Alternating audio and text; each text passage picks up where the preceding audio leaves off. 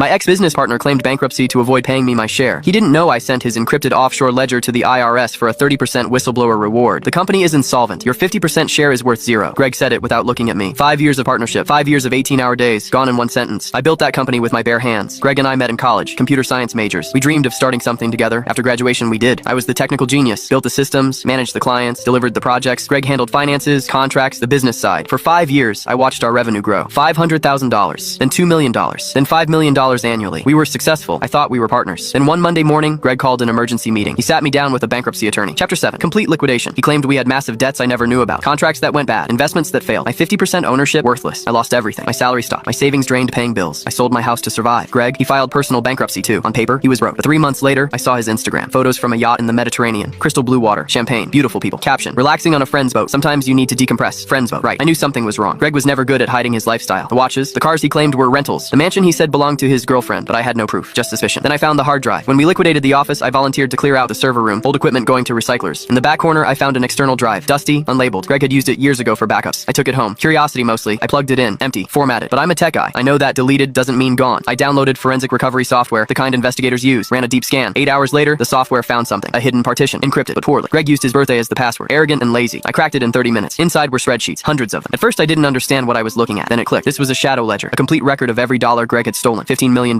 funneled over 3 years into shell companies in the Cayman Islands and Belize. He hadn't lost the money. He had hidden it from me. From the IRS, from everyone. The bankruptcy was fake, a performance. He liquidated our company to cover his tracks while his stolen fortune sat safely offshore. My first instinct was to sue him. Then I stopped. A lawsuit would take years. He'd hire expensive lawyers, delay, appeal. And the moment he got served, he'd move the money somewhere I'd never find it. I needed a different weapon. I researched for weeks. Then I found it. IRS Form 211. Application for award for original information. The IRS whistleblower program. If you provide specific, credible evidence of major tax fraud exceeding $2 million and the IRS recovers money because of your information, you're entitled to 15 to 30% of the total collected. Greg hadn't just stolen from me. He'd stolen from the federal government by hiding taxable income offshore. That made him the IRS's problem now. I compiled everything. The shadow ledger, the shell company records, bank routing numbers, transaction dates, a complete roadmap of his fraud. I submitted Form 211 with 200 pages of documentation. Then I waited 6 months of silence. I watched Greg get more arrogant, more posts from exotic locations, a new sports car, a penthouse he claimed was borrowed. I said nothing, did nothing, just watched. Then came that Tuesday morning. I was drinking coffee when the news alert popped up. Local businessman arrested in federal tax fraud investigation. There was Greg, hands cuffed behind his back. Federal agents escorting him from his bankrupt mansion. They seized everything. The offshore accounts, the shell companies, the yacht, the cars, the hidden real estate. $12 million recovered in back taxes and penalties. Greg was charged with tax evasion and wire fraud. He's facing 10 years federal prison. Yesterday, a letter arrived from the U.S. Treasury Department. I opened it slowly. Inside was a check, $3,600,000. My 30% whistleblower award. I stared at that number for a long time. Greg stole my company, my livelihood, my future. And now the federal government had paid me back using his own hidden money. I didn't need lawyers, didn't need courts, just patience and a forgotten hard drive. Greg thought deleting files meant deleting evidence. He was wrong. Some debts you pay in court, some debts you pay in prison. Greg